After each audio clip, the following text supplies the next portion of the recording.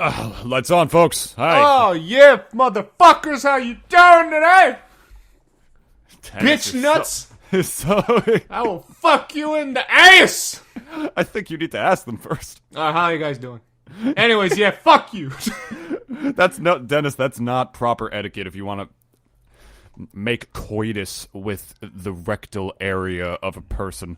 It starts with a little greeting, mayhaps a little bit of whining and dining, if you would, and then you ask, may I insert my penis into your asshole at this time? No, you ask them. You stand up on the table of that restaurant and you point at her. No, shut up, David. You point at her and then you ask, may I fuck you tonight? In full view of this restaurant. In full view of the restaurant. And also make sure it is a 5-star restaurant, just so when you get kicked out, it's even more of a Chad move. Because you'll probably never go there again, but everyone will remember, damn, that dude, I hope he got that pussy that night. And then chances are, you probably didn't. So anyways, hello everyone, welcome to today's episode. In full view of everybody. Hey, all you people. Not again. Not again. I'm not doing that again. I was going to say, that actually does remind me of a little story. I traveled a lot in 2019 to a bunch of different Smash tournaments with my girlfriend at the time. Yes. And we were both pretty drunk. And so we were going around the pool and such. It was pretty isolated there, and we were all doing some rubbing and whatnot. And we were just, completely unaware of our surroundings to the point where we were in the hot tub, and we were just, fucking furiously making out, and then we both lifted our heads up, and there was just this grown-ass couple that's just sitting in the hot tub with us, just watching us, and I was just like, oh my god, I am so sorry, that was so rude, and they were both like, it's fine. That's okay, but subtly, the dude was looking at me because he knew what was up. Oh yeah, of course. The dude was looking at me and he knew what was up, and I'm like, okay, that's whatever. And then lo and behold, me and her, hook up that night. This was early in our relationship too, so it's the early first hookup sex. It was awesome. And the reason I bring this story up is because you're talking about people seeing you or whatever, because the next fucking morning. Oh, did you meet this guy in the lobby? Yes. Or some shit? Oh my god! Yes, I was just trying to eat my breakfast. I'm walking to my breakfast back towards the table, and that guy sees me. He's just like, oh, hey, man, what's up? I'm like, hey, how's it going, man? Oh, I bet you had a good night, huh? And I was like, haha. Wait, did he really say that? Yes, he fucking did. Oh, I would have high-fived him. I'm like, yeah, I did! I was like, I got it, man! I was at the same time, I was sort of laughing, but out on the other end, I was just like, oh, fuck. So that's no, dude, you gotta roll with it. That's awesome. I did roll with it. I mean, my girl wasn't present for that, but it was at the same time, that dude knew what was up, and it was also awkward as hell because there was another time because she was fucking. There's no other way to put it. She was loud. She was fucking loud when we did it. Right next door. No, that's the thing. There was another time when we were traveling. We were at a different tournament where we were just having morning sex, and literally we were pretty much just getting started, and we got a knock on the wall. Oh. And not even just a knock on the wall. There were children crying from the other end. They were literally I heard children crying from the other side of the room. Whoever their father was, he was fucking pissed. I mean, I'm sorry that, your best years were behind you, old man, but I was 23 years old. I was trying to get it in. That's actually really funny. I was trying to be the real penis McFucknuts. Me, not you. Me, Dennis, not you. Okay?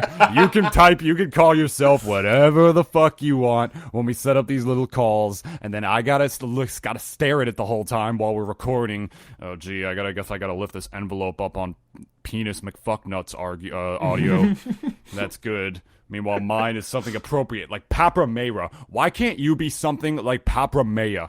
Mayra. Whatever. You know what, David? You just invalidated your entire argument by fucking that up, so shut the fuck up, alright? Yeah. Are you really gonna be that guy who's gonna say, yes! Yes, I will be that guy! You're gonna be that guy. You're gonna put the asterisk to be actually it's apostrophe R-E and invalidate somebody's whole argument? Yes. You're a fucking asshole. I am a fucking asshole. David, it's been 12 episodes in. If you don't know this by now, I don't know why you hired me then. I've known you for years before that. Yeah, but I mean, in terms of this podcast, though. In terms of this podcast. This podcast is literally just a fucking normal ass... This podcast is literally just our normal-ass discussions.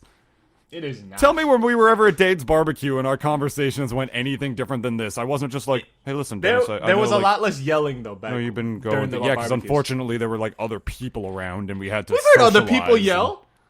Oh, give me a break. Like, we've heard people get pretty loud during those barbecues. Like, let's be real, right? Okay. Yeah, but were they obscenities? Did you ever hear Dane or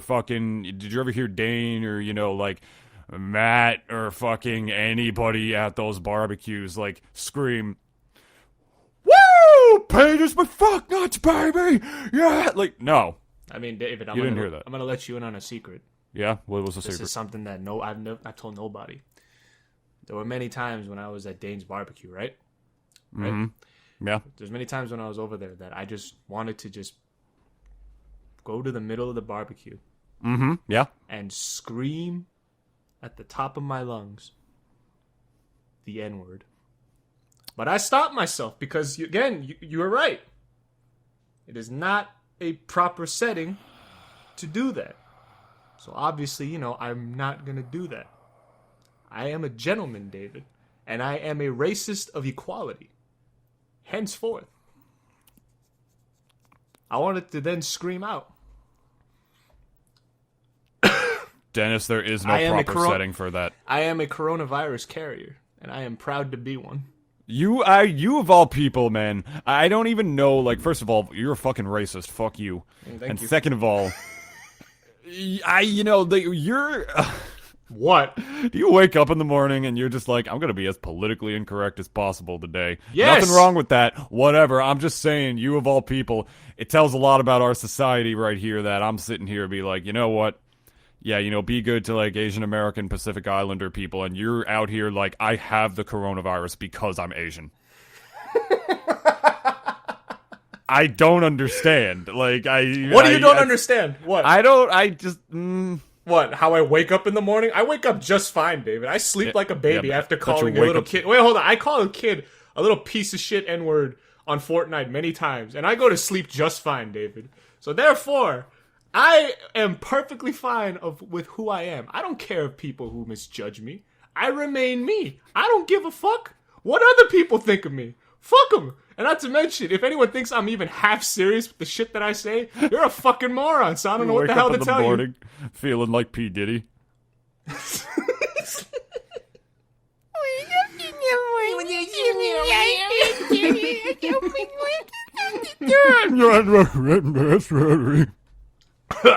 Yeah.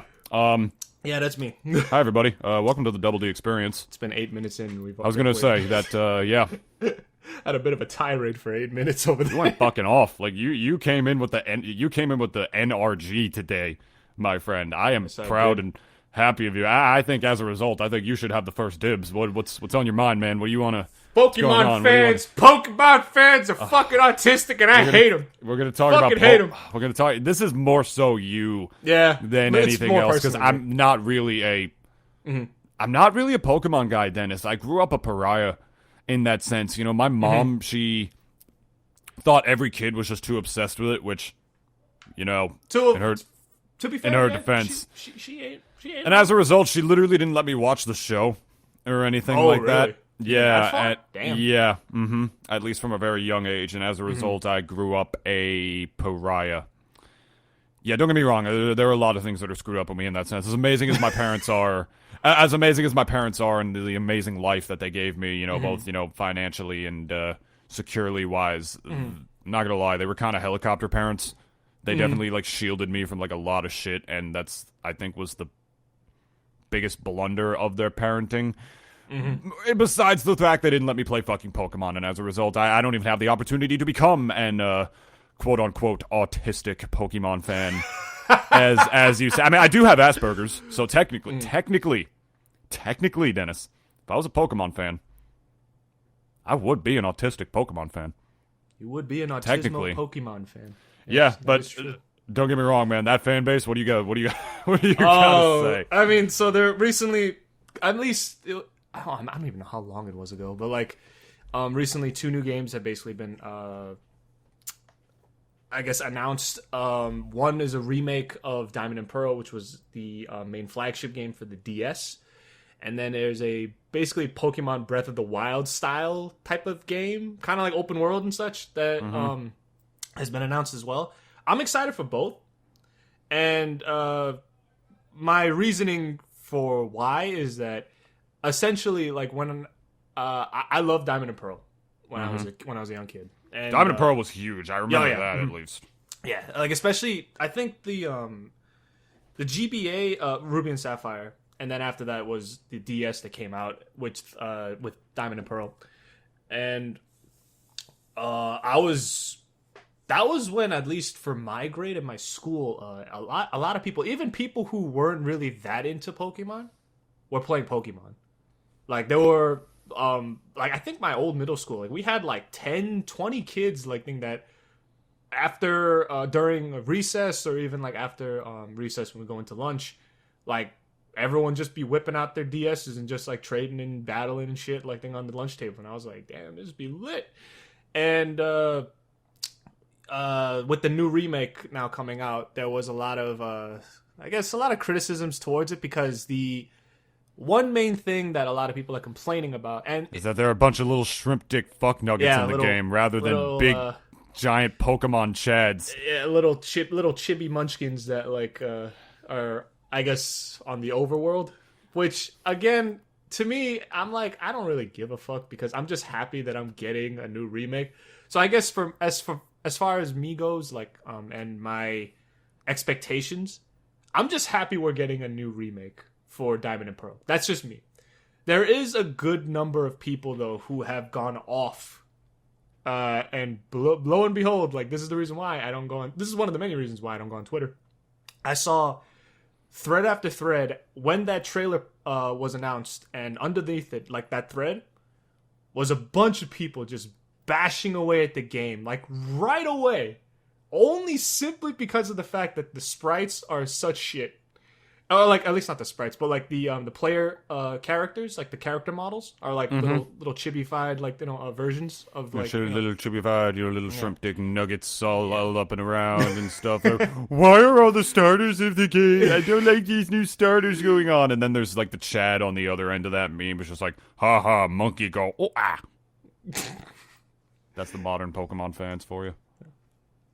This is coming from a man who is not even a part of that fandom, but he knows it so well, David. I'm actually impressed. Yeah, but it's almost like it was my job at one point. Well, considering like and my rant right now, or at least like the sort of I don't know, hatred that I have is specifically reserved for the people who are saying like, oh, this game looks stupid, I'm not gonna get it. And like, I know for a fact, like, more than half of those people are still gonna get it anyways. Breaks records every time. I know, dude. Did you see those Sword and Shield sales numbers? Yeah. And people were still bashing the shit out of the game, and they were like, yeah, I'm not gonna get it. And they got it. It's like a fucking, it's like a dog that's like all bark and no bite. That's just walking its way up to you, like, ruh, ruh, ruh, ruh, ruh, but then like its head is just like down the whole time. Like, this is why I get when people... Like, if people leave that part out where they say, like, I'm not going to get the game, I'll probably believe you. Because, for one, I understand the concerns, because I kind of get why people were kind of at least critical of the design decision to make those player character models little chibi characters. Because, I mean, the last game, or at least the last remake we got, which was for Ruby and Sapphire, we had actually kind of, like, lifelike looking player character models, which, like, you know, and every other like a character model, from like the NPCs to like everyone else, like, they were fairly normal human size as far as like the perspective of the 3DS goes. Mm-hmm. And even talking Sword about and like Shield Legends Arceus right now, right? Mm-hmm. Omega Ruby and Alpha Sapphire, and then there's Sword and Shield. Yeah, like from from those games and then on, like, and even X and Y, like, everyone's kind of had like the same character models, and then. Now, for Diamond and Pearl, they decided to go with this chibi, like, kind of design. Which, again, if this is your main gripe, I get it. But don't come and bullshit me, or anyone else, for that matter, and go on Twitter or Reddit and say, like, oh, just fucking smashing your hands on the keyboard and saying, oh, I'm not going to get the game. when everyone knows that you're gonna get the game. At least more than half of you are still gonna get the game. And this is also another reason why, like, I read some of these threads and I just don't understand, like, what do you get out of saying that I am not gonna buy the game? Because one, I know you're half lying, or at the very least, like, I know half of you are lying. Number two, like, it's like, who are you trying to, like, kind of get this point across to? Like, what do you get out of it telling people, like, I'm not going to buy the game, as if it's some proud and noble statement that you're going to boycott a game, even though we all know half of you who are saying this are going to buy the game anyways. They're really just talking to themselves, dude. I mean, they're trying to convince themselves at that point, or at least voice their opinions out there and whatnot. Because I know that if I was a little disappointed in something, I would try not to be a dick about it. I would just say, this isn't for me. You know, but you wouldn't say, like, I'm not going to buy the game. If I was genuinely not going to buy the game, I would, but, you know, they are going to buy it. That's the thing, and the numbers prove that they buy it. And if anything, they're the biggest Pokemon fans of all, Dennis, because, like, they really show that they follow the same sort of monomyth that they use to create modern Pokemon in terms of just smacking their hands in their faces and, you know, probably their assholes all over their keyboards. Because that is literally how modern Pokemon are created. The developers take their fists, they just smack their keyboards as hard as they possibly can. On MSP. And then they just add vowels in between, like all the other consonants that inevitably got smashed in there. And bing, bada, boom, go, zoom. You gotta fuck lawful. You got a Bidoof. Go, fuck lawful, go! You got like a fucking... No, fuck lawful. Use lightning. Like, and also, the people who are buying this game... Sorry. The people who are buying this game, I know for a fact y'all are fucking adults. So don't come at me with that man-child fucking energy right now and telling me, like, I'm not gonna buy the game. I'm a functioning adult and I have to fucking tell everyone that I'm not gonna buy a children's fucking game online. I've been in stores, man. When I was working the Nintendo Ambassador program every year, you know, I mean, last year, not last year, actually, 2 years ago at this point was when, like, Sword and Shield dropped. Sold a shit ton of that game. Stores were fucking crowded as hell when I was going in there, and I was telling all the kids about the game, and they were all excited and everything, and blah blah blah. It was a fun old thing. So I couldn't agree with you more, and that they. All right, hold on. and that they are definitely adults. But I'm just looking at a picture of Grooky right now. What the fuck? What? I'm looking at a picture of Grooky. You know, the grass starter from Sword and Shield. Grooky, yeah, you know, the grass starter from Sword and Shield. Oh, Tell me that's not a blunt in his hair. He's saving that for later. I mean, he's a grass type too. I mean, come on. Look at him. They definitely modeled that. That is a blunt. Look at it. I mean, what the fuck is that then? I mean, it's like a log that's just like jammed through his cranium. Why would it be there? People are then going to tell you, like, oh, no, it's clearly a hair tie. It's like, he has no hair. What are you talking about? Get this. I don't normally do any edits for the YouTube videos of the Double D experience, but I'm definitely putting a picture of Grooky on screen. Just, like, during that segment. Just because look at this little motherfucker. Oh. He's even holding his hand. He's holding his hand out like he's about to pass to the left. Look at him.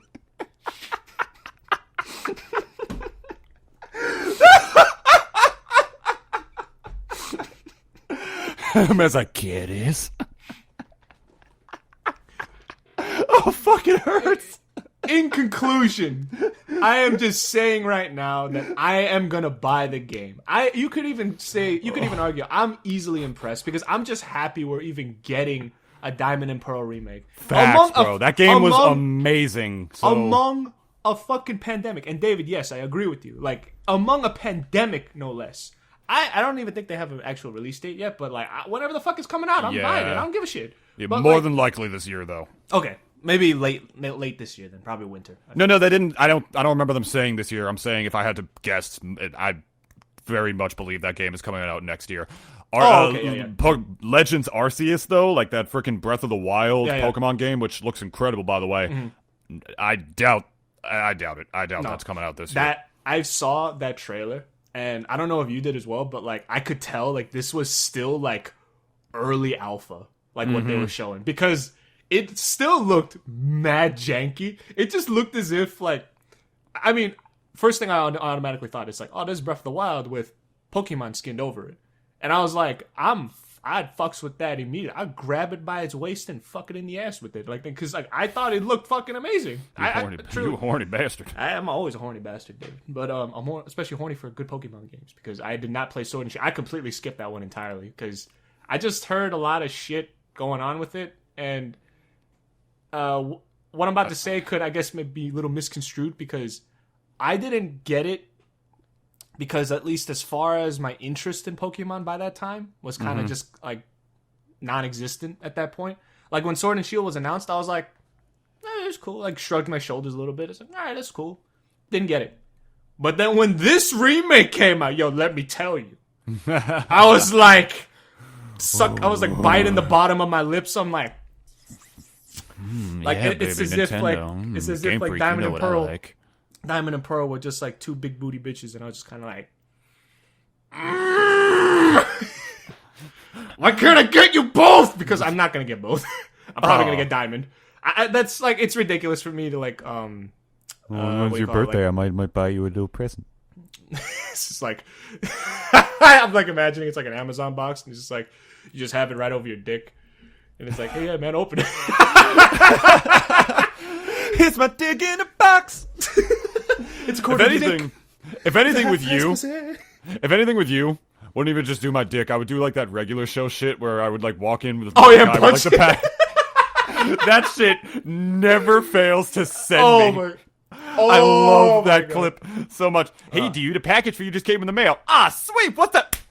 But I love, you gotta have like that stock punch effect. One of my favorite bits was when Rigby and Benson were talking, and he's just like, yeah, you're gonna go like this, and you're gonna go like that, and this and that, and then Benson just pulls out a gun, and, like, and then I'll just pull a gun, and it just pauses like right there. It's like, we'll be right back. I'll send the clip for you for that. I actually saw that a couple days ago. That shit was hilarious. Please tell me that I sent you that Hugh Neutron Pokemon video. I don't think it was a Pokemon.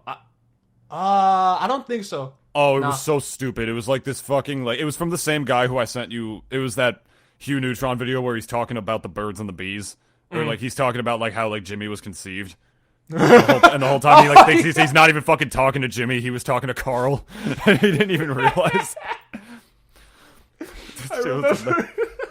All right, Jimbo. I think it's time to tell you about the time that you were conceived. It's from the same guy. Uncle Al is the YouTube channel. Definitely look him up if you want some funny videos. He literally did a whole dub of like a Pokemon battle. Like it was animated and everything of it, like a Pokemon battle, but every character is voiced by Hugh. It's amazing, and they all have his face and everything. It's incredible. Like, even the fucking Pokemon themselves. Like, he, like, throws something out, he's like, go, Psyduck! And the Psyduck spawns, it's just like, Psyduck! It's so stupid, man. That shit's amazing. But hey, you know, as far as Nintendo fans go, you don't gotta fucking... you don't gotta tell me twice. You don't gotta tell me twice about them shits and anything. You know, the Pokemon fans is just one end of the spectrum. I was just watching this video about, I guess this is as good a time to announce this as any. I'll be appearing on the Koop'd Up Podcast in about a week. Ooh! Oh, you sound like fucking, were you trying to do the JonTron shit? No, I was gonna try to sound like James from Pokemon. I'm gonna hurt myself if I try to do that. I'm actually a lot more energetic today. I don't know what you fucking, I can tell. Did you like a, you know what I'm saying? To do a. It's just that Tuesday energy. And by Tuesday, I mean cocaine. And by Tuesday, I also mean not a Monday. So, no case of the Mondays here. No. Yeah, and I was in preparation. We're going to talk about Paper Mario. So I was watching Arlo's review on Paper Mario: The Origami King, and he pretty much hit every nail on the head that I felt about the game. Like literally, it felt like I was like in an echo chamber. If I'm being honest, and he's like the most mature and like really respected reviewer. He's like honest and fair and critical. Like he's not like all the other ones where it's just like this game didn't do this and it didn't do that, and it's like he actually like studies game design and like knows shit about it, like not just like shitting his stuff out there. So it was definitely really cool to watch that. But trust me, as far as like Nintendo fans go, like there's a whole different echelon of that in Smashers, if you would, I usually talk about all different kinds of things when it comes to Smash. Normally, I've talked about things that meant a lot to me, like, how the community needs to clean up and this and that, as far as what happened. This has nothing to do with that, really. I think that, and I've had this on the topic board for weeks, and I haven't done anything. I've been talking about it because we've just been saying other stuff. We go with the flow on the Double D experience. That's the Double D experience. If you don't like it, okay, you can go watch something else. That's okay. That's fine with us. I mean, fuck you. No, fuck you. Come back here. Watch our shit. Sit down in the chair. I'll put him in the same cage as you. In the same cage I keep Denise in. We'll have like some Clockwork Orange shit where they're just like strapped to the chair and like we just like have their eyes like force them open. Like, as they're, like, forced to watch our shit. Like CIA brainwashing. Yeah. It's just, like, I drop their eyes so they don't get too dry. Like every just now and then. Juxtaposing images of, like, the communists with, like, actual demons. Back and forth. Who is that? That's Vladimir Putin. I don't like him. I don't like him. He's scary. Put him away. That's what he looks like. And then it shifts to our podcast. It's like, oh, like, actually, this is actually not bad. It's like, wait, what? Like, no, he must hate it. He's got to hate it. If the Double D experience ever winds up in a CIA brainwashing program, I'd be honored. I would love it if our shit was used as, like, psychological warfare. You ever hear that story of how they use the Spice Girls, like, to demoralize, like, an enemy? I would love it.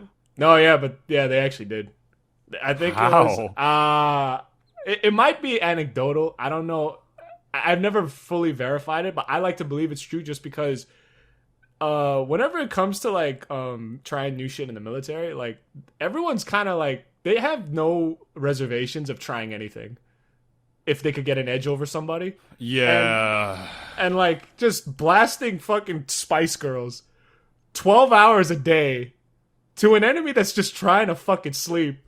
I don't know. I feel as if that worked fine. Like, hell, even play Justin Bieber. Who gives a shit? Like, I think anything would probably just piss anyone off. Pretty much anything, but I think there's some that would be worse than the others. I'd probably put the Beastie Boys on. That would be obnoxious as fuck after that long. Maybe. Or, I don't know. Spice Girls can be pretty obnoxious. Here's the thing. I appreciate what they were, and I do at least respect them. But at the same time, though, like, I have a threshold or a limit for certain songs where, like, I'm, like, I could get hype with it after one time or twice. Mm-hmm. And after 3 or 4 more times, I'm just kind of like, all right, change the fucking song. Mm-hmm. Yeah, enough. I feel you. Continuing on, I guess to say, I think, I'm sorry, did you have something?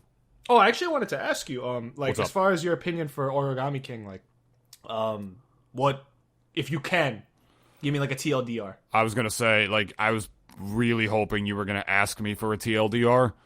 Oh. I couldn't, you got your wish. Because I could not fit, my thoughts about that game into, like, one podcast. Yeah. Like, if I was to ever make a review of that, which I'm going to give a shout out to Wibbit M here. He actually said he was looking forward to my review of that on YouTube, which I told him I'm not making because I don't make that kind of content anymore. I felt bad, like, I don't know. Like, nobody seemed to give a shit about that content when I was fucking making it. So, I mean, I don't want to, like, I don't know. I don't really make that kind of content anymore. Maybe one day, whatever. But to give a TLDR for it, that game argues with itself. Because it keeps trying to, like, cling on to the past of its RPG elements while still innovating for innovation's sake, rather than really, just focusing on what's good. Like, it doesn't stick to what's good. It tries something new, even though what's new is not good, and then implements a bunch of different shitty workarounds around it. Like, the battle system is boring and tedious, and like, it introduces ways to get around it later on, so it's like, okay, why is that even in the game, Like, it's charming as hell, the game is beautiful to look at, the story is incredible, the characters are great, but then it just, like, the game with its creative limitations because of the higher-ups, they just don't want Mario characters to look unique in the RPG, or for whatever reason, it's just dumb. It's like the game is constantly bumping its head against the wall, so what I will give the TLDR for is that the game, it argues with itself the whole way through. There's a lot of things in that game that really contradicts what it's trying to be because of just, like, dumb, arbitrary reasons, like, oh, these characters can't look like this, or we can't have too much of a story this and there, or the new battle system has to be new. It has to be new, even though it's not good in the first place. Like, like I said, that's the best TLDR I could possibly do. The game argues with itself. It's really, really, really great in some aspects, and just from a design standpoint, It was horrendous. Like, from a design standpoint, at the very least. It has a lot of great ups, but the most I can say, it's like, I guess it's an okay game. I'd say it was good and more than worth it for one playthrough, but I'm never touching that fucking game again. To actually TLDR for you, and this is my genuine TLDR for that game, and I'm going to be going much more in depth on the Koop'd Up podcast about the game, of course. Everyone catch that if you can. Yeah, I'll link it in the description below. It's my good friend's podcast. This is the guy who I pretty much wrote up on the Jock Smash commentary. If you want to go check out his podcast, it's like a media podcast, pop culture podcast, where he talks with like a lot of his friends about different kind of stuff. It's really cool. I definitely recommend listening to it. To actually TLDR that game, Paper Mario: The Origami King is the best rendition of what Nintendo has been trying to turn Paper Mario into for the last 10 years. That's what it is. Ever since Sticker Star, they took the series in a completely different direction, except that game was hot, abysmal, dookie, fucking cum on dicks garbage. And then Color Splash was like, pretty much the same thing, minus the cum, so it was a little better. And then blood. Origami King is just, it's good. It's a good game, but it still has such unbelievably glaring issues for just head-ass reasons. It's the best way I can describe it. The game just, like, clearly its creators like had like some weird ego issues to feel like we need to do things this way, even though they took feedback from their community. That's pretty much the TLDR for you right there. It's a good game, but it is only worth it for one playthrough because it has glaring fucking issues that will make you not want to play it at times. That's really what that game is. Its highs are really high and its lows are really, really fucking low. That's what I'll say.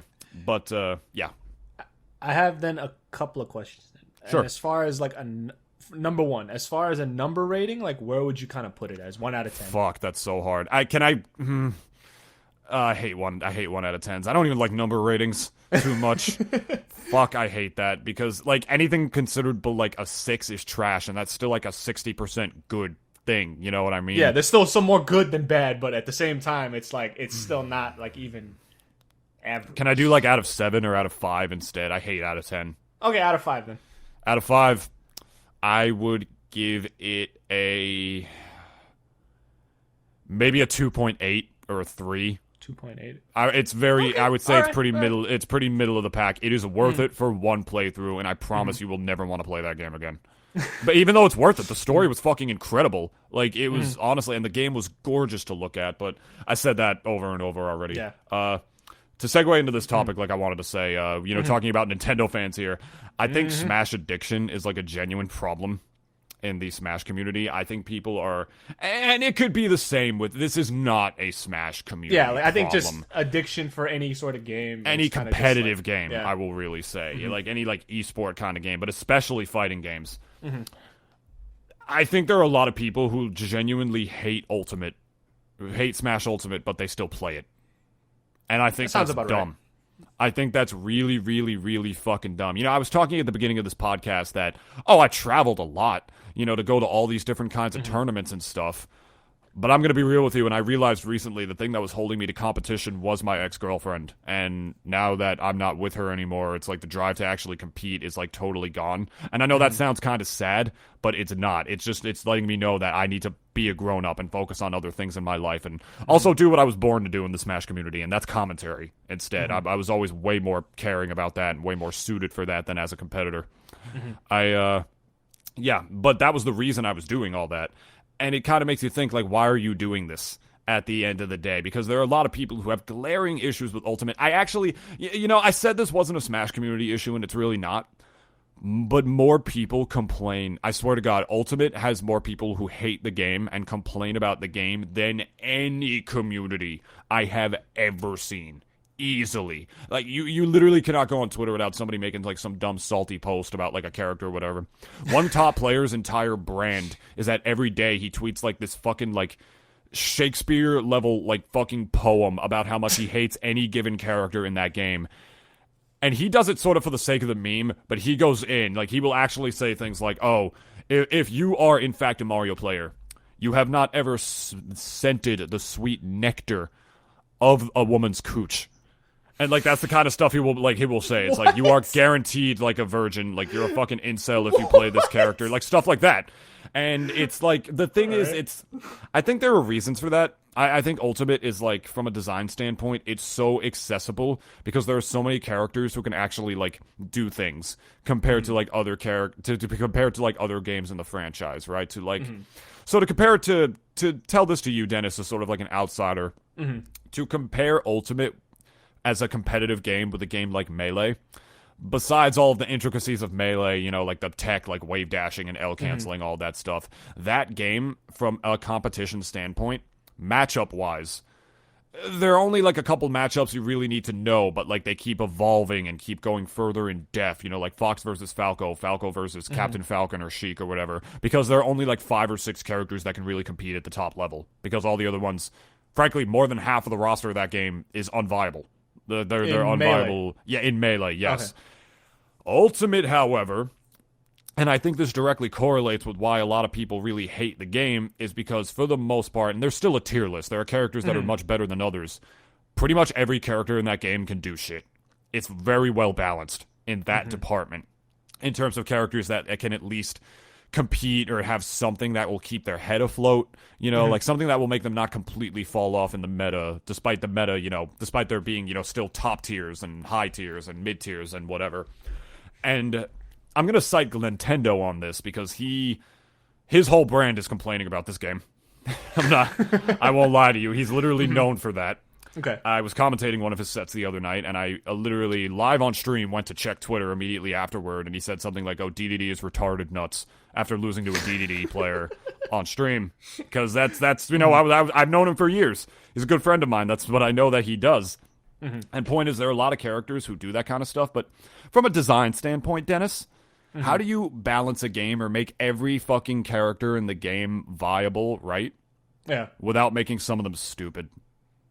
You know do you know what I mean? Like, it's like like, there are going to be, like, mid-tier characters who will compete, but then to make them good, since they're, you know, bad characters by design, they become gimmicky. Like, oh, they'll just have one really broken move that's very hard to play around, and then, like, oh my god, this Samus player or whatever made an upset on this, like, top Joker player, and no one will be impressed, because they know that guy was, like, carried by, like, his cheese.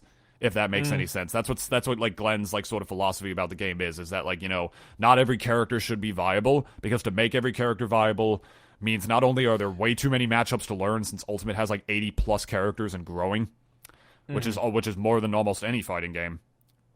It also makes it stupid because they only have, like, one good thing, and then other than that, they're just a gimmick, rather than being, like, fundamentally sound top-tier characters. And I think that's one of the reasons that, like, a lot of people hate the game, is because they hate losing to characters like that, or they hate the mechanics of it, like, they hate the buffer system like I do, or they hate the sticky platforms, which is a dumb thing. You know, the platforms, it's hard to get off them in Ultimate, and sometimes you'll buffer, like, a smash attack on it when you meant to do, like, a drop-down aerial, and I hate it. And that's the kind of stuff that makes me not want to play the game anymore. And I realized this because I was at a fest the other day. I was at a friend's house, you know, mask on whole time. I didn't get my shot yet, and he's a fucking nurse, so I'm not taking that shit off or anything. Yeah, and I was just, there's no ifs, ands, or buts about it. I was straight up not having a good time. I was having a bad time. I was getting so frustrated in fucking friendlies. You know what I mean? It's like not even like a tournament setting or anything like that. It's like I hate losing so much more than I care to put in the effort necessary to win. You know, like actually winning is less gratifying than how comparatively losing feels frustrating to me. And that's when you know that you don't have the heart of a competitor anymore. When you don't want to put that work in or play the game for, you know, however many hours a day to get better. And I know, for the reason I bring this topic up is because I know for a fact, Dennis, that I'm not the only one. There are a bunch of people who have the same mindset as me, or they have, like, egos or whatnot, thinking that they should be doing better in tournaments because of how long they've been playing the game, even though they don't practice the right way or have the right knowledge or the right mentality and shit.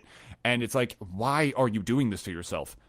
You're paying money, like, day in, day out at these tournaments, you know, like at these weeklies and stuff, for a game you're not trying to get better at, and that brings out the worst in you.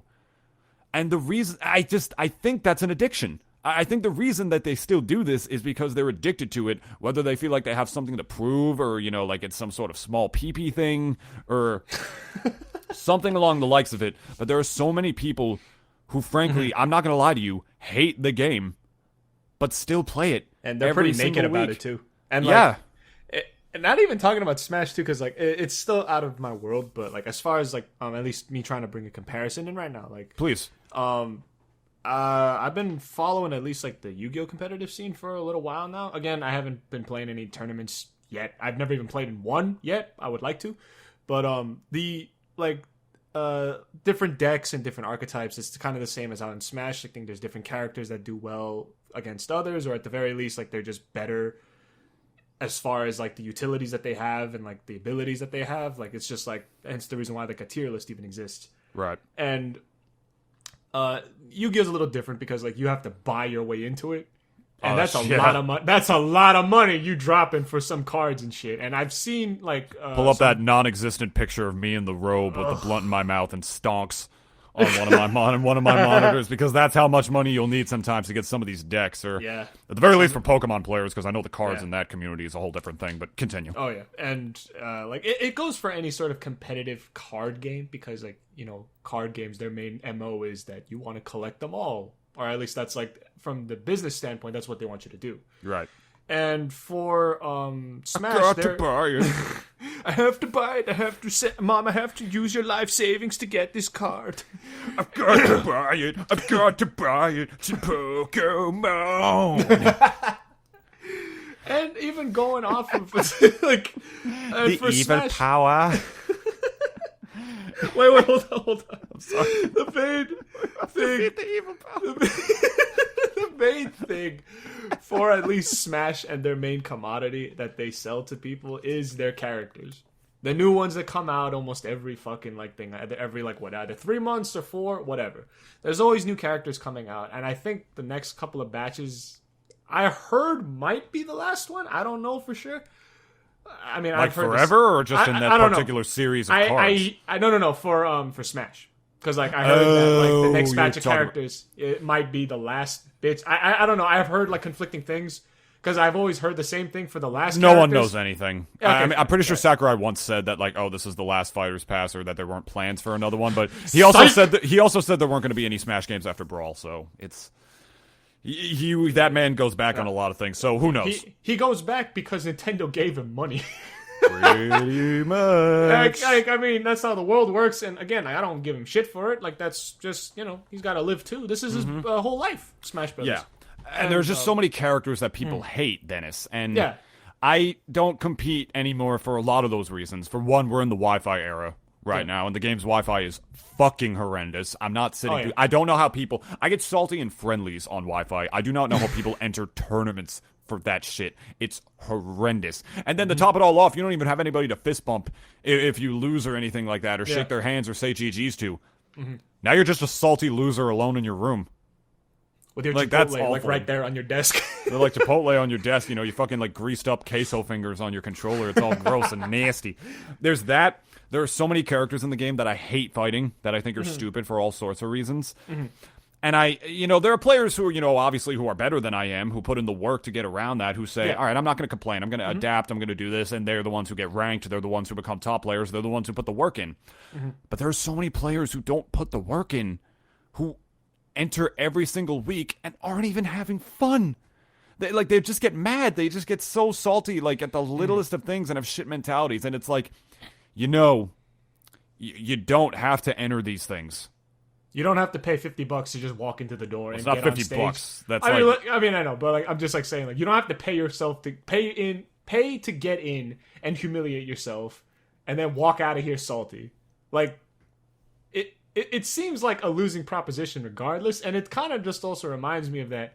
I mean, at least for what do you call it? Any sort of competitive scene for any sort of game, card game or otherwise, even Smash and League of Legends and all of them, everyone's got some salt in them, just because competitiveness kind of just breeds that in a way. Oh yeah, the salt is real. And I know for a lot of people it's kind of smaller than others, that salt, but it's always kind of like, it always finds a way to kind of rear its head in anyone, really, because like competitiveness again, like just breeds that. And I've seen that even for something that is, as at least I'd imagine, as peaceful as a Yu-Gi-Oh duel, and I've seen people explode and like just point fingers, like yell at each other, almost being close to fists. You ever see a table flip? Yeah, of course I have. Really? Yeah. Oh shit, that bad, huh? Yeah, that's why I'm saying, fuck. like, I've seen like the worst of each, and like I've even seen some of your videos about like at least how some Smash players, like, they rage, and like, you know, I saw that one video from a long time ago where like, you know, you just had this whole compilation of like people just throwing their throwing their controllers on the ground and shit.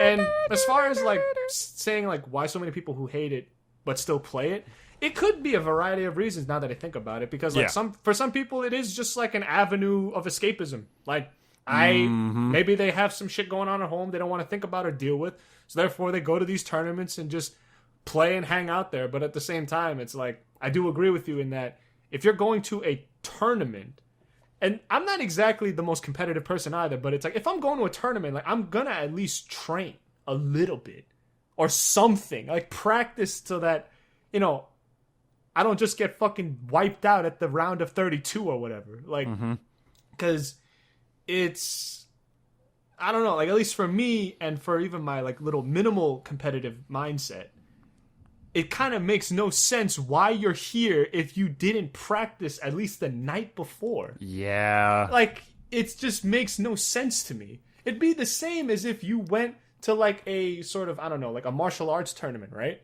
And you're training and like, or at least let's say you went in without training and you're going to be fighting a guy who probably was training 5 days a week, and he's gonna lay you out like a fucking pancake on the fucking mat. And it just like kind of tells me like, why are you here then? It's like, I'm gonna Aunt Jemima like, your ass. Like, I get why some of you are there. Like, I'm not really talking to anyone in particular because I don't really know any of y'all. But like, for the people who do go there because they have some circumstances they kind of don't want to think about or get away from, I get that. But then at the same time, it's like you're in this environment where it's literally a bunch of people who, at least I'd like to say more than 60% have trained in some way or practiced their art. Yeah. And are here to compete and get whatever prize it is, or just maybe even some of them just want to have fun, go all out and have fun. I don't really, like, you know, I can't really speak for everybody, but it's just kind of like, you know, when you're there in that setting, like, you know, you should go there at least confident.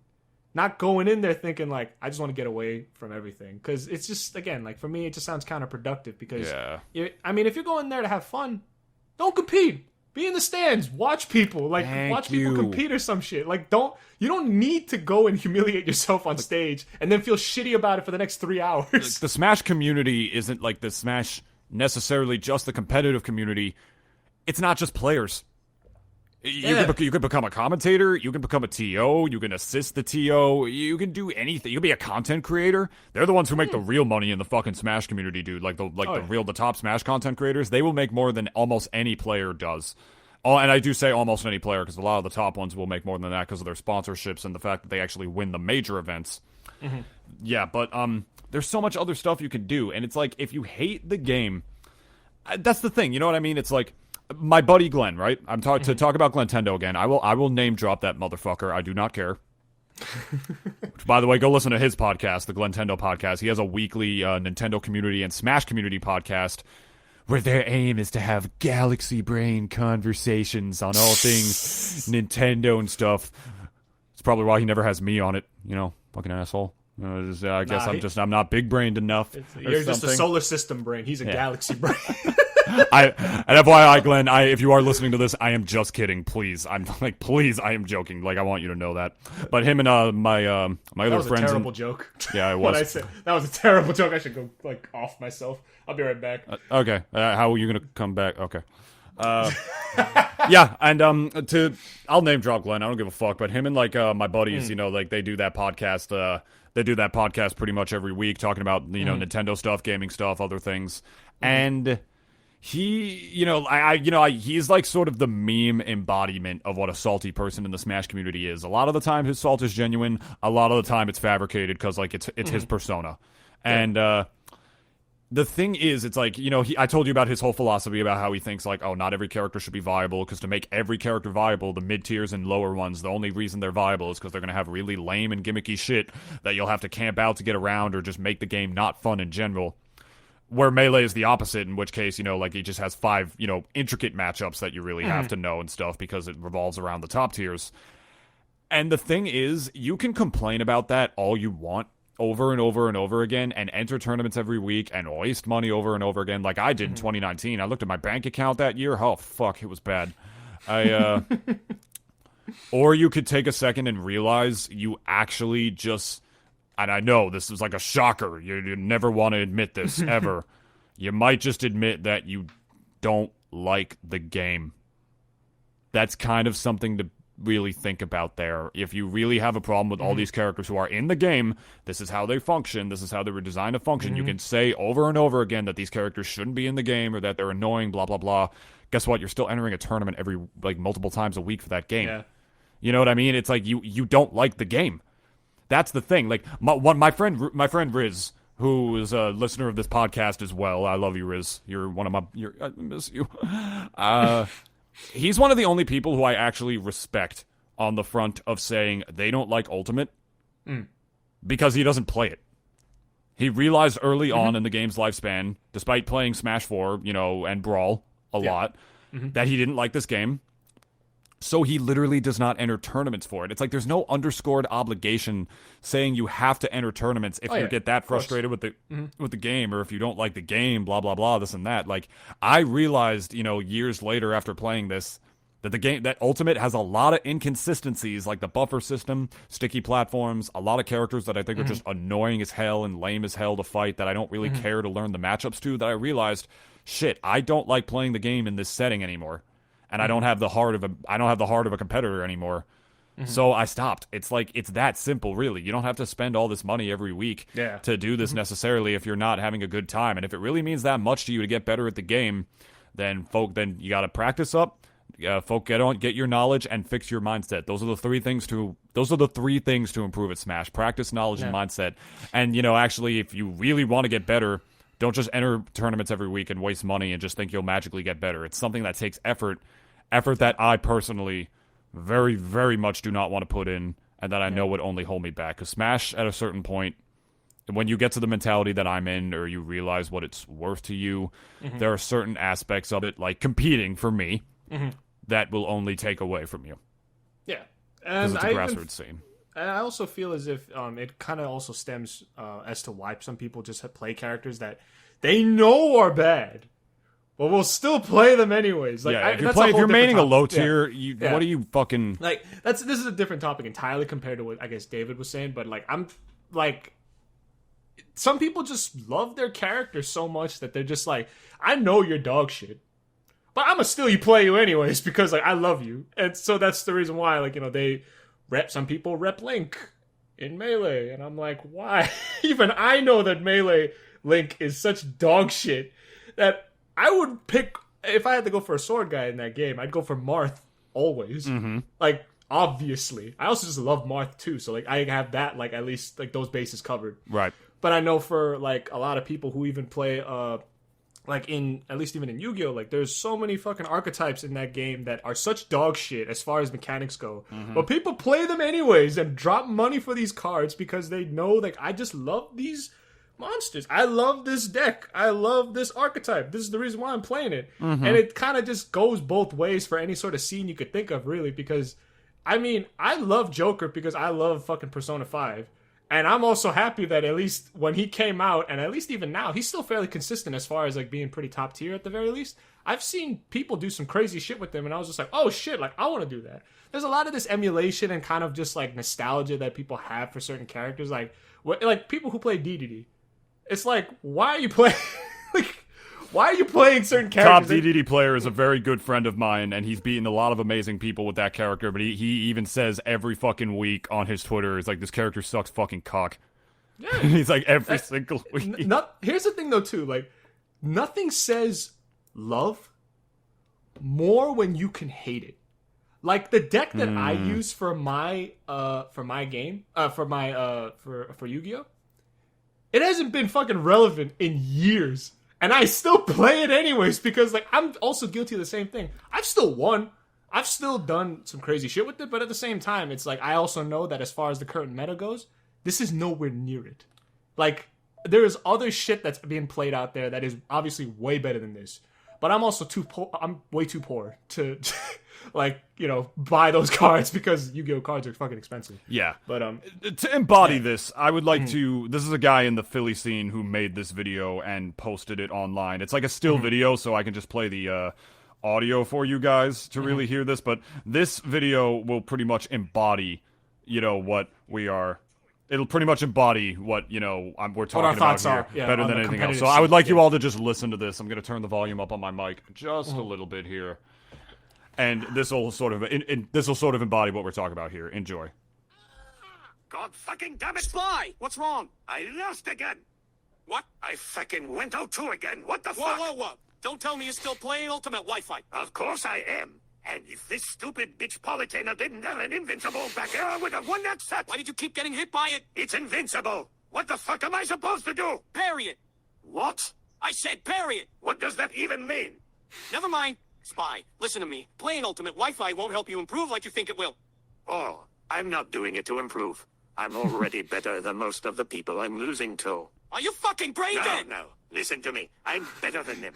But they keep choosing me with stupid shit. DK can't go through. Gonna smash. I'm getting sick of it. I hate this game, but I have to prove how good I really am. Spy, who do you even play? I play Dr. Mario. Oh, for the love of God. Are you fucking kidding me? Oh, Jesus Christ. Dr. Mario is a sleeper high tier. He has good frame damage, good kill power. And the projectile. He's really good, and I'm going to prove it. Spy, I think you should stop playing Ultimate Wi-Fi for good. It's only gonna keep pissing you off. Fuck no! I'm entering new 2 King sub-bracket tomorrow. And once I make top 32, they'll finally have to let me into Ryuga Code. Sure, good luck with that. I'm heading out. Don't scream too loud tomorrow when you get camped out by a fucking Jigglypuff or something. Say whatever you want. I can't wait to see your face when I'm on the next version of the Wi-Fi World Rankings. And if that doesn't really just sum everything up that we've been trying to say here, I don't think nothing will, because those are the exact kinds of people that I'm talking about. Yoda Cage, by the way, that still... I watched that like 5 times the day you posted that video. It slays me every time I hear it. I fucking love that video so much. What character do you play? Oh, Dr. Mario. He's a sleeper S tier, I swear. It's like, Dr. Mario is a sleeper high tier. He's got good frame data and kill power. My favorite is like Scout's reaction is like, oh, for the love of God, are you fucking kidding me? Like, Doc. Like, this is why I'm saying, like, as far as like why people play certain characters, and why, at least it's kind of like just a very much a self-fulfilling prophecy almost, where like you play pretty shit characters or shit decks or, you know, whatever kind of scene you play, and you get bodied, and you like don't cry, like don't come out and say like, oh, this game's dog shit. It's like, you're the one that decided to play that shitty character. Yeah, like, what do you want me to say? It's like people go in and they expect like, oh, they want to have like this like gatekeeping top tier or whatever that like completely like negate. And yeah, I totally get that, because you want to just be able to play the game with a character that's good and like beat people without having to learn all these matchups, because there's 80 fucking matchups. Yeah. This is what I've always said. Melee is about learning the intricacies of a couple matchups and really getting good at the mechanics of that game, because the game itself is genuinely harder than any fighting game ever made. I firmly believe that. That me personally, I think that's the case. I think top level Melee is fucking ridiculous. I will at least admit it is definitely crazy to look at, as far as like even mechanics go, and just like all the little, like as you said, small intricacies of that entire game, like still blows my mind to this day. And I'm still also kind of disappointed, not even as like a Smash fan per se, but like I'm just also kind of disappointed that they didn't carry a lot of that over to the other installments like Brawl. And that's a whole different fucking huge ass discussion for why they never did that. I know, but it's like, you know, as far as like it being a fighting game, if we're gonna just break it down and just at least just call it as a fighting game, Or platform fighter is the technical term. Sure. Like, sure, you're right. And Melee, again, I still feel, as far as the game itself, compared to Ultimate, I have nothing wrong. I have no qualms with Ultimate, really. I'm not really playing. Because you don't play it. I know. I play some of it. I also play it with like friends and shit. But it's like I don't go on it and bring up Dane's barbecue again. I am never playing Wi-Fi. Hell no. Nintendo Switch, your online is dog shit. Why have you not fixed that shit to this day? Why? They made it worse recently. The last patch actually kind of fucked up the netcode a little bit more. I'm not even joking. Not even surprised then. Fucking God. But Melee, compared to that game, Dennis, is that Ultimate is way more... That game's difficulty doesn't stem from its mechanics. It's actually easier. I think Ultimate is literally one of the easiest platform fighters. No, I was saying Melee. Ever. I was saying No. I'm saying compared to Melee... Oh, okay. Ultimate is difficult not because of its mechanics. Its mechanics are easy as hell to get around. It's because there are 80 fucking matchups to learn and every character could do stuff. That game's difficulty comes from knowledge. That's like not even necessarily just execution. And that's why, you'll go to a tournament and if you're not practiced enough and you don't know how to adapt in the middle of a game, because adaptation is huge in Ultimate, you're going to lose to some local 12-year-old fucking Piranha Plant main. It's like, that's why that happens. And you don't want to, nobody wants to be a Glentendo. You don't want to just lose to that and then complain about it every time on Twitter, even though you don't think about what you got to do necessarily in the matchups. Not saying that Glenn doesn't do that. He does. He has improved exponentially throughout quarantine. I used to mash on that guy with my Mario, and now I can't even beat him with my main. I have to counterpick him with Palutena to beat his Cloud. He got so much better throughout this time, which is not an easy thing to do. Kudos to you, Glenn. The point is, it's I feel like he's just not admitting that he doesn't like the fucking game, man. But whatever. We've talked about this long enough. I kind of want to answer our viewer question, but at the same time, this topic that we have right below it is not only something I've had here for a while, it's extremely relevant to something that happened recently.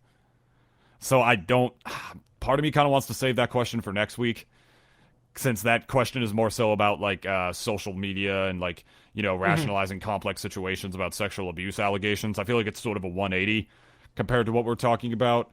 I kind of want to talk about, the Twitch thing, if that's okay. What do you want to do, Dennis? Are you okay with that? Or you want to do I'm okay with saving that question for another date. Yeah. Okay, because I know for a fact if we talk about this, we're not going to have time. And I'm sorry, I will definitely push it'll give us more time and thought to answer your question, Gohan Hikari, next week. Just want you to know that, because it's not on topic with what we have to talk about here, because this happened recently. I've had this listed for a while.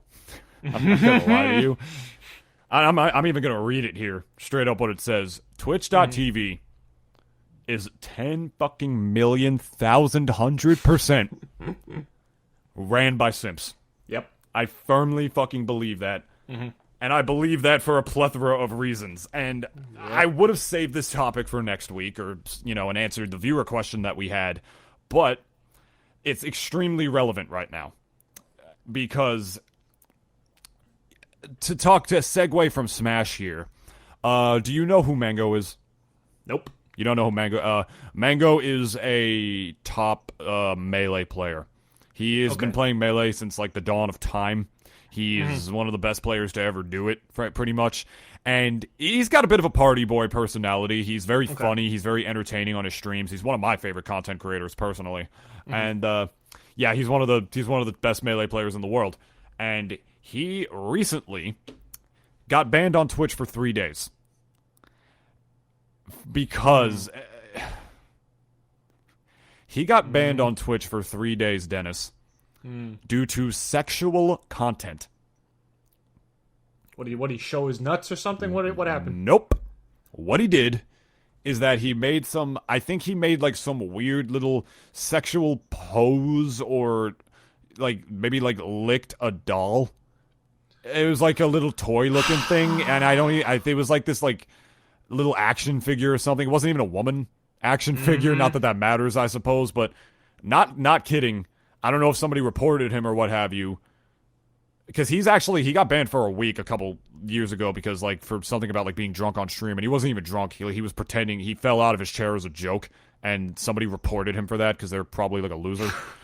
And he literally got banned for a week because of that. He got banned for 3 days for sexual content, right? Mm-hmm. Meanwhile, on Twitch.tv, there are just chatting streamers who literally like... Yep. I know what you're talking about. I know what you're talking about. Yep. Flash their tits and their actual bare asses and have shown their literal pussies. This happens on Twitch. Yep. Slaps on the wrist. Almost every time. Or 3-day bans for something or like warnings that. through email. It's like, or hey, warnings through email. Yeah, you all know what I'm talking about. What's that fucking bitch, Alinity? And I don't like to use that word as loosely as you do, but I will throw that around when it comes to Alinity. That girl's a piece of shit. Yeah, that's the one. That's the girl who like spit vodka into her cat's mouth and stuff. And actually, also recently, about a couple of months ago or last year or whatever, did show her tits on stream, like straight up, like lived her like there it was. And what's up?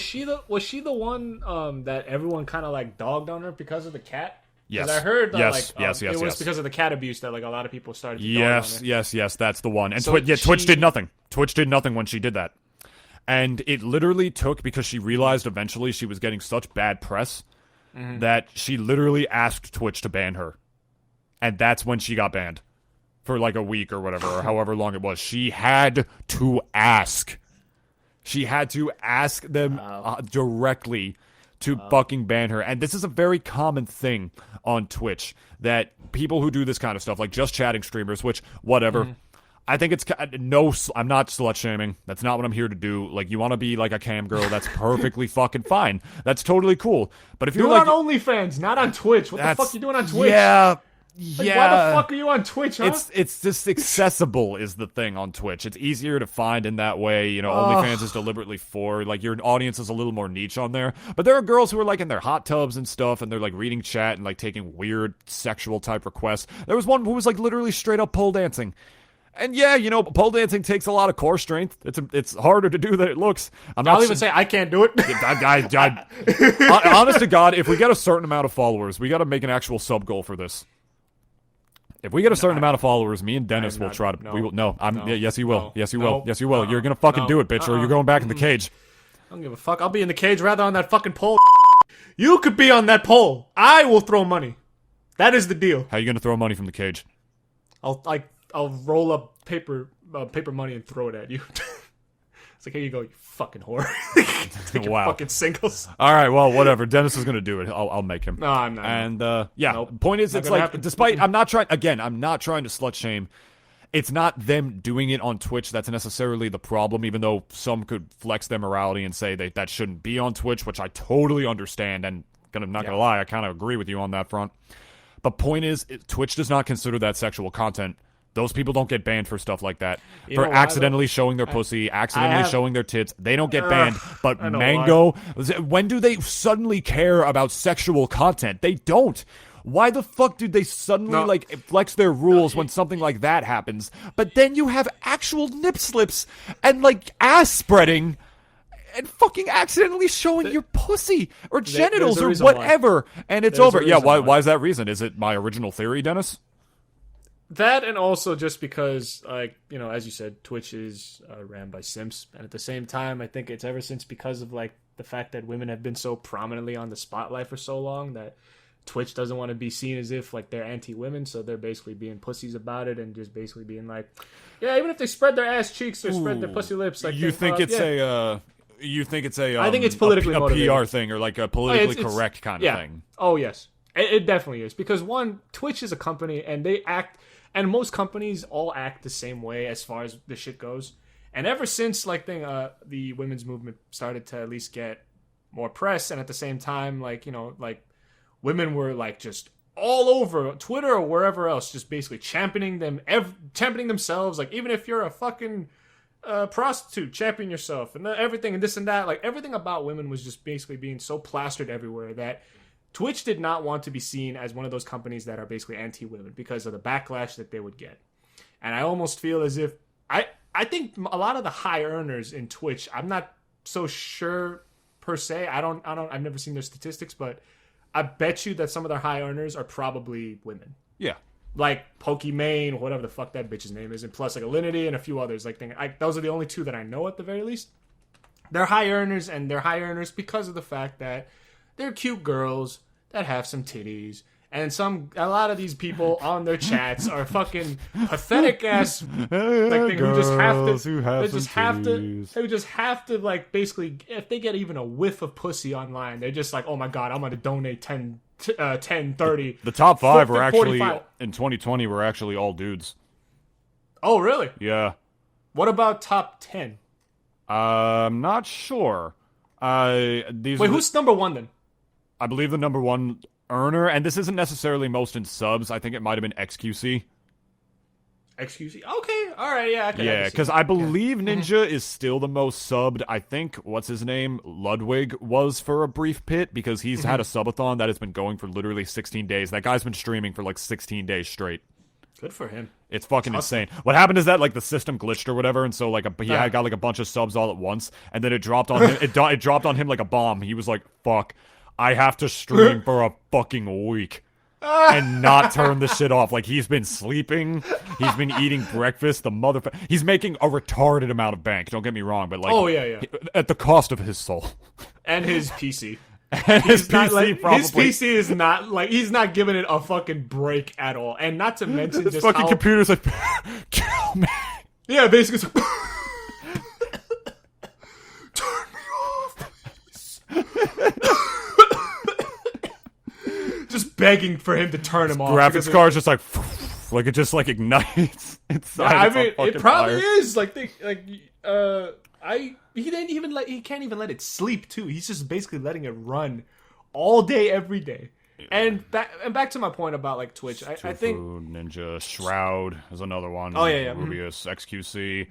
And I think I'm looking at the ones in followers right now, because I think Pokimane is like, I think she's the top most followed woman on Twitch. It's 7.5 million followers, which is not the same thing as subs. Subbing on Twitch is a completely different thing. That is true. Yeah, it's giving money for that. I don't frequent Twitch so much, like I don't know the mechanics of it. But Tim the Tatman, which is another one. Yeah, like there's that whole argument that most, it's a different environment for women on that, because not all like those e-girl streams are necessarily so successful. You can hate on them all you want, and I don't. Yeah, but they don't get taken down. They don't get taken down. That's the main thing that I'm hating about. Yeah, because they don't get the same treatment that we do, at least as far as men do on Twitch. We do shit accidentally. Apparently, that's an affront to humanity, and we have to be banned. Yeah, but apparently, that if, let's say, Bitch McGee McFuck tits, like over there, like basically like oh my god, guys, I'm so sorry, like I showed you my titties, like I can't believe it, please don't ban me, Twitch. Copper card. Yeah, Twitch bet you $10 million that the mod whoever the fuck is in there in that chat probably was jerking it as he's looking at this bitch, like being like accidentally flirty with everybody in chat. Yeah. And this is also the same guy who clearly he will white knight for her. This Twitch mod, whoever the fuck these employees are, like, they will be the ones that basically will be like, oh yeah, no, she didn't do anything wrong. Like, she was just a woman, is what their excuse would be. Yeah, it's like, it's total. And again, I'm not trying to slut shame or whatever. It's like, I am. No, I'm joking. As you know, we can say joking. It's not a misogynistic thing to say that we don't think content like that necessarily belongs on a platform like Twitch. Even though the environment of Twitch has shifted, it's not just gaming anymore. Heavily, so it's not just gaming anymore. So frankly, it is partially a cam girl site as well. Which, let's be real, that's what these women are. They're cam girls. Nothing wrong with that. But point is that if they do something like that, to the point where they take it as far as actually showing like their body parts, where children can see that kind of stuff, and it's the world sees that for what it is, but Twitch doesn't. They say that's not sexual content, but putting an action figure in like a suggestive position for like a few seconds give me a fucking break. You get a 3-day ban for that. Literally, like the fact that they banned one of the biggest chads on Twitch for 3 days, meanwhile people show their actual genitals and nothing happens. Those reports literally go right in the garbage, to the point where there have been some of those like cam girl streamers who have even been open and saying they go in the garbage. And the fact that Alinity had to ask to get banned, if all of that stuff is not proof that the website is ran by simps, this is.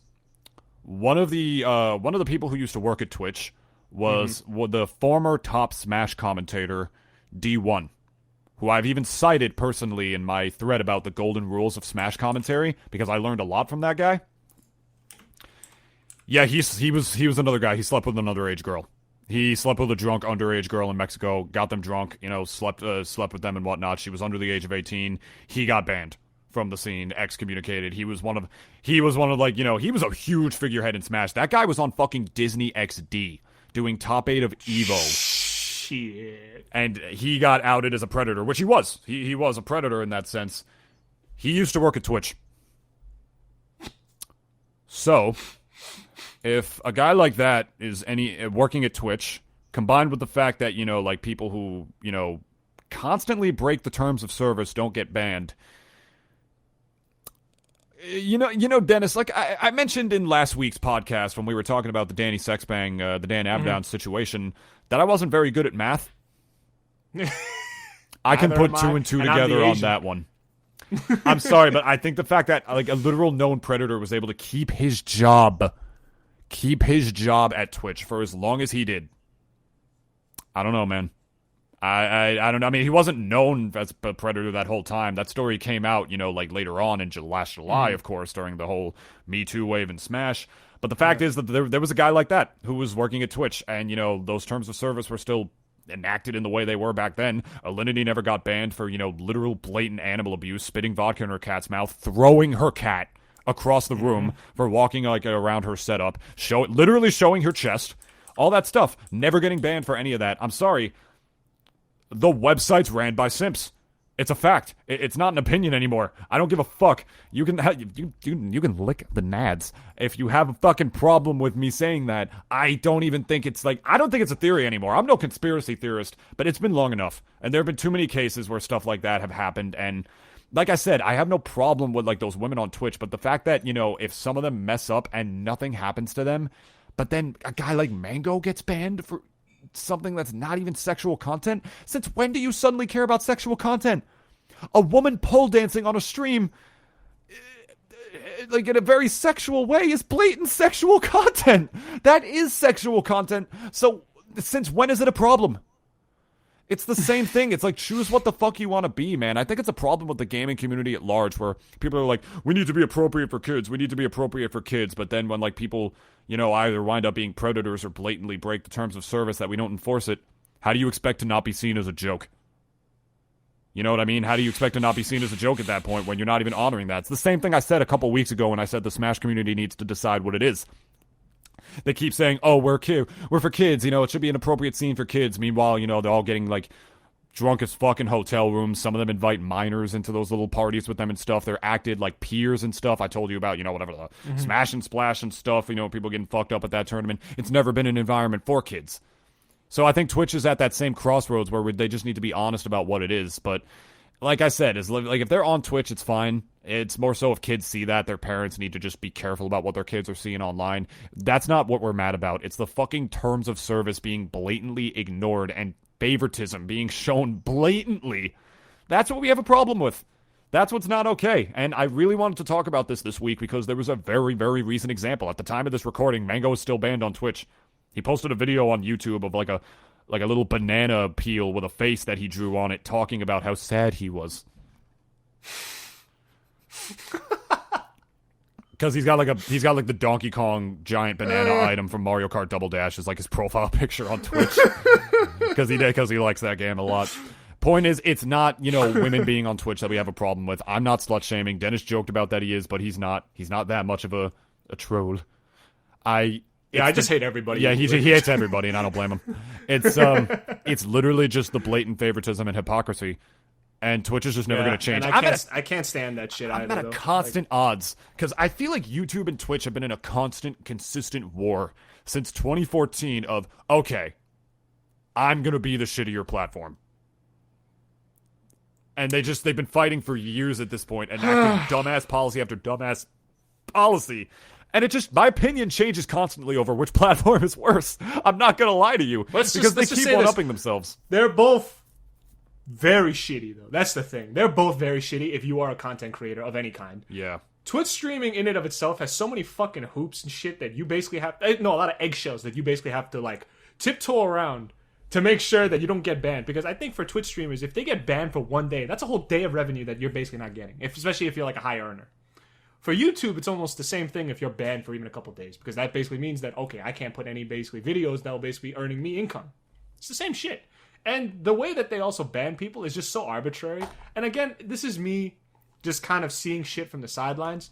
And I've always noticed that, like, there is really no consistency as far as YouTube or even Twitch goes, as far as, like, who, like, they give the ban hammer to, because of the fact that there is clearly favoritism as far as gender goes in Twitch, at least, for who gets the ban hammer and the ones who don't. And typically, and again, we're gonna say it again, women don't get shit on Twitch. They don't get shit at all. Not necessarily just women in general, Dennis. I've seen. I can't think of if any. If they're high earners. No. I can't think of any. I can't think of any examples right now off the top of my head. But I've seen stories of like women breaking the terms of service who aren't necessarily just chatting streamers. Like they play games, whatever. They do their thing just like anybody else. And if they break the terms of service, they get banned. It's the just chatting streamers. But they're the ones who, when they blatantly break the rules. Who are the ones on the news? Who are the ones on the news all the time? It's always guy streamers that get fucking banned over some arbitrary shit. I can't tell you how many times I scroll through Reddit and on my feed there's always this fucking news about XQC or whoever the fuck else, like who typically are guys, get banned for some stupid fucking reason. Yeah, I mean, we do say all of this, but it is still mostly men on Twitch. I haven't heard a single fucking bitch tits McGee get banned for whatever reason. Like, as you even said, and I even had to look it up to confirm it, Alinity had to ask to get banned. She was a pretty high earner herself as well. It's fucking ridiculous that she had to go get asked to be banned. And she got back a few days later anyways. Mm-hmm. All I'm asking, too, is just them to be fucking, like, not even arbitrary about it. Just fucking, your terms of service are there. Go and enforce it. Don't be fucking playing cookie cutter with this shit either, because I hope to God that another fucking platform comes up. And to be honest, as far as Twitch goes... I've been hoping forever. Here's the thing. Twitch, as far as compared to YouTube goes, Twitch is not that much more difficult than YouTube, or at the very least, it's even less difficult than YouTube to kind of emulate. As far as if you want to have another site coming up for it, like, the very fact that even, like, it goes to show you also, like, how streaming has kind of equalize the playing field as far as like media content creators, because back in the day at least, like Twitch was still pretty fairly small. It's blown up to the point where it's its own industry now, streaming. And the very fact that YouTube even has enabled streaming on their service at last after years tells you that even they are aware that this is another avenue for people to create content.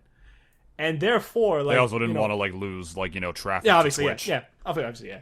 And it's like a cockfight. It's an eternal cockfight. An eternal cockfight between YouTube and Twitch. And to be fair, like it's like that scene in fucking what the fuck you call it? The Mel Brooks movie that was like a Star Wars parody. What the fuck was it called again? Spaceballs. Spaceballs, yeah. It's like, oh, your Schwartz is bigger than mine. Like, it's just that whole fucking scene, but it's just been extended for years at this point between YouTube and Twitch. Mm-hmm. And all I want to see, I went on like a bit of an off-topic rant, and it was also kind of like it's cool, little misogynistic, but at the same time, I stand by what I say. I truly believe that Twitch is nothing run by cuck-ass white knight who just like are like, oh my god, like the women are so great as they're jerking their dicks off to like their barely like contained tits. Like I said, the fact that an actual predator worked there for years. Yeah. Like a guy who slept with an underage woman, got her drunk to do it at a fucking party. The fuck you doing? There you go. There you fucking go. If that isn't proof that it's ran by people who have some very weird parasocial relationships with women, it's not good, man. I'm telling you. Like it's been like a joke for so long that Twitch is ran by simps. I don't think it's a joke anymore. I don't think it's a joke. I think it actually is. That's what I'm saying. That's my whole argument here. The fact that they banned one of the biggest chads on the platform. Because doing something harmless. For something harmless. The second time they've done it, by the way. He's been banned twice. And he never does anything bad on stream. I swear to God, like, he doesn't even drink that much on stream like how he used to anymore. It's, like, ridiculous. I mean, don't get me wrong. There was his birthday stream where I swear to God, that man got so drunk, I think he almost died. To the point where, like, he even, like, said, like, his notification bell alert, right? Yeah. His notification bell alert is literally, like, a little sound clip from that stream where he was demanding 10 subs. So whenever he gets, like, a 10 sub rate or whatever, it plays that clip. And 10 subs right now. Like, it was actual, like, comic, like sitcom drunk level gibberish. Like, he didn't sound like a real person in that. And he's a party boy. He likes to drink, don't get me wrong, but, like, he's never broken the terms of service in that kind of sense. He's only been accused of being an alcoholic, as well as maybe some weird coitus with an action figure, like a G.I. Joe looking thing. But which again is harmless at the end of the day. Me and David's argument still stands. It's really stupid. Yeah. Like, why they do shit like this. To quickly say, though. Yeah. I will. I'm sorry. I didn't mean to interrupt your thought. No, This will be very quick. I just want to end it. Fuck Twitch. I continue your thought afterwards. I just think it's important to note. There have been women streamers who have been banned for breaking the terms of service, but the ones who do that are normally just, the typical Twitch streamers in gamers. Like the ones who were doing what the platform was originally designed for in the first place before it lost its way and because it got too many clicks on titties. You know what I mean? Before it became basically half the website is a softcore cam girl site. Yeah. We need to be fucking honest with ourselves. And if that's the direction Twitch is going, whatever. If that's what it wants to be, that's fine. I'm talking about, like, I've seen, like, women who are, like, just gamers, whatever, doing that on their platforms, who have gotten banned for breaking the terms of service, like normal, because with the exception of, like, the just chatting people, Twitch is usually fairly consistent with that. Like, there was a guy who fired a gun on stream and he got permabanned on the platform, which obviously he shot a gun indoors like a dumbass. I think he was drunk too. Another guy who was like screaming at his kid was another one. Like it was like blatant, like domestic abuse in there. Like Jesus. He got banned. He got permabanned as well. Good on that front. It's literally it's the just chatting streamers, the e-girl ones, the cam girl ones. Those are the ones that do usually never get banned. It's that specific sect. It's not just women streamers in general. It's literally just the ones who, use their sexuality for, their entertainment or their streaming value, which, again, whatever. No shame. If you want to do that, do it. Fuck, if I had... Oh, my God, dude. I want money. If I had titties, oh, fuck. If I had a big old pair of titties, holy shit. In this economical climate that you and me are living in today... Oh, you best believe I'd be flashing those bad girls everywhere. You'd be on OnlyFans too, though. Let's be honest. They usually are, dude. A lot of women have OnlyFans. Now, there's one YouTuber from a YouTube channel I used to watch called Screen Team. It was like a husband and wife who are no longer together, I think, who made videos together. And the woman was like ridiculously hot. Like she literally had like giant natural breasts. Her face was beautiful. Her body was ridiculous, and she has an OnlyFans now. A lot of them do. A lot of them get to that front. A lot of women even have OnlyFans just to make ends meet nowadays. It's a very common thing. Trust me, you're going to see articles in the New York Times about that shit very soon regarding that. We've talked about this before too, and I even said like when did we? Episode 2 was it? Did we talk about OnlyFans? It's when we talked about we talked about Obama starting his. Yeah, and there was another episode I think that we also kind of subscribe to my OnlyFans for a little bit, and if you want to watch me live, fuck Michelle. It's not even their OnlyFans; it's just his, and she's just in it. Imagine like she just walks back into the room and she sees like he's just like in like this like tight white underwear or whatever with candles lit around everywhere in that sexual position reading the chat. She just walks in the room and she's just like, oh my fucking god. God, I'm starting to miss the White House right now. She's just like, take me back. She just walks in the room, puts her hand in her face like, oh my fucking god, Barack. She like hits up like Mrs. Biden and she's like, girl, you gotta take me back. Take me back, please. Just take me the fuck. I'll be your secretary. I don't give a fuck. Just get me out of here. Get me out of here. Horny White House 69 asks, hey, when was the next time you'll get naked on stream? in due time. If we reach that sub goal, you'll see all 12 inches of this presidential cock. Oh Lord! All up in your face. Oh Lord! I'm so glad I'm not on those platforms at all. I'm kind of glad I also don't know any of these people. Yeah, porn is free. Porn is free, man. I'm sorry. Just fucking women get actually naked on there. Just go watch that. You're not gonna get a girlfriend by watching her OnlyFans. It's not this like we talked about the parasocial relationship between like content creators and like fans last week, and that's more apparent in e-girls than anyone else or like women with OnlyFans. Like all you guys, like if you're watching one of those women, like you want to just get your rocks off, whatever. You have no shot with that woman. And it's not even because, like, you're ugly or you're fat or you're gay or anything like that, like Filthy Frank would probably tell you. It's because this woman literally does not fucking know you. That's weird. She doesn't know you. Like, dude, there are real women, like, in your neighborhood. Believe it or not, they exist. Like, they're out there. If you go outside... Oh, wow, women exist? Yeah, wow. Yeah, they're real. I thought women were made up by the internet. What the fuck? That's so confusing. The government lied to me. Yeah, that's what the government lied to you about. Subscribe to my OnlyFans.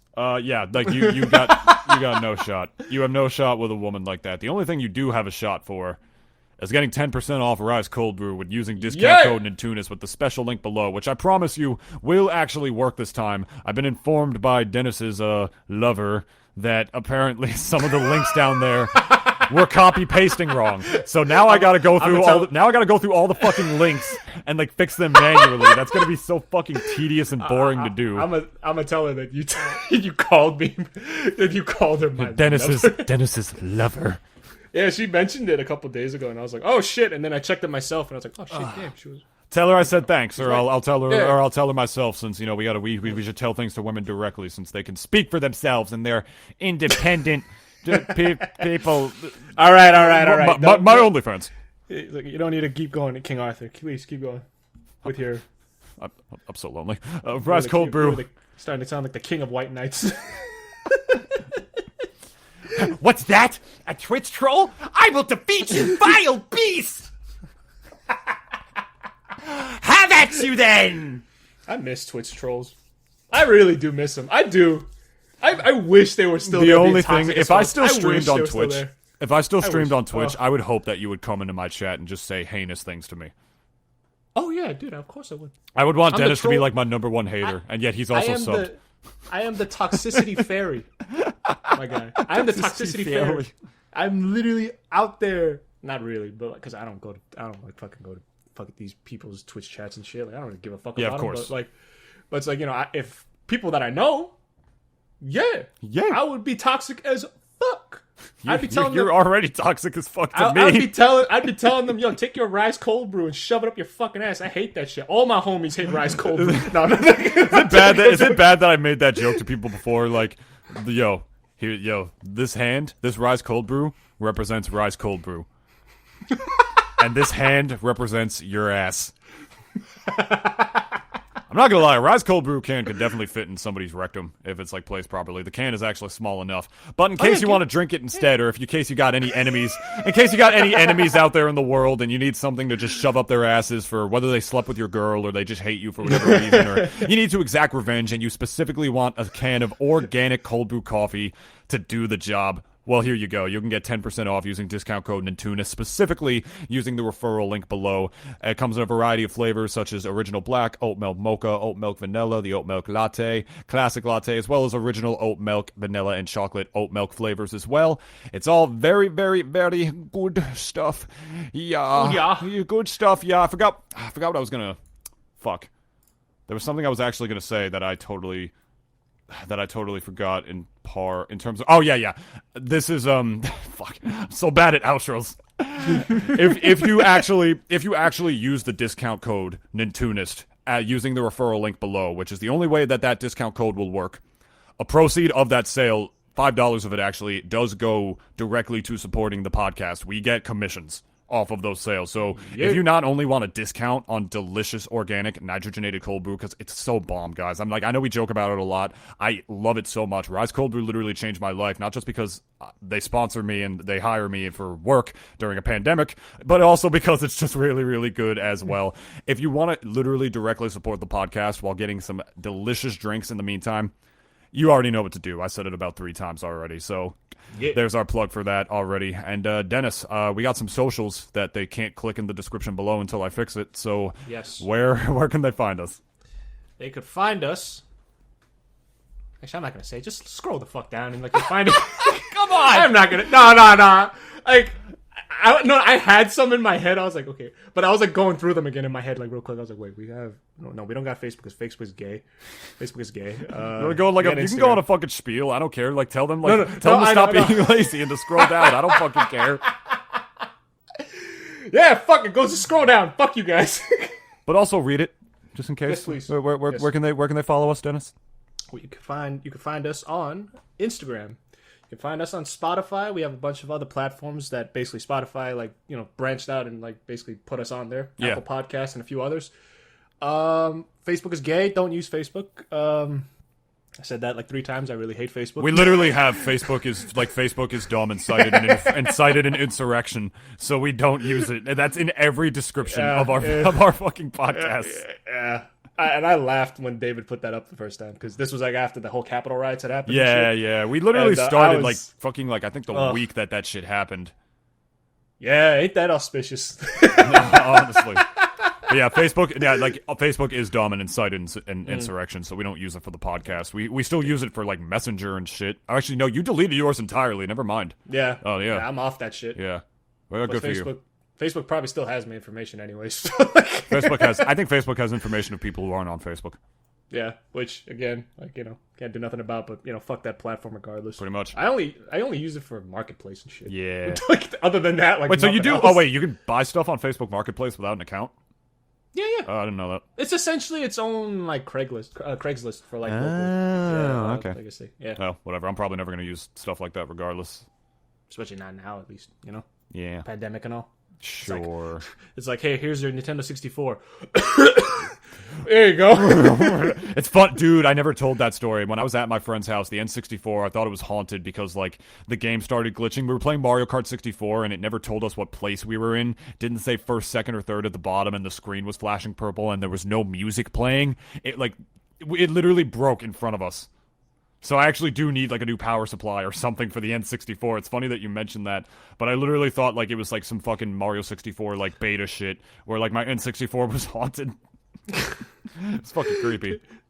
David, yeah. Before we go, yes, I literally thought that you were quoting some fucking gay ass copy pasta shit. No, and I was this close to cursing you the fuck out, but then you started to sound even more genuine as you further went along with your story. That I was like, no, okay, yeah, no, it really happened.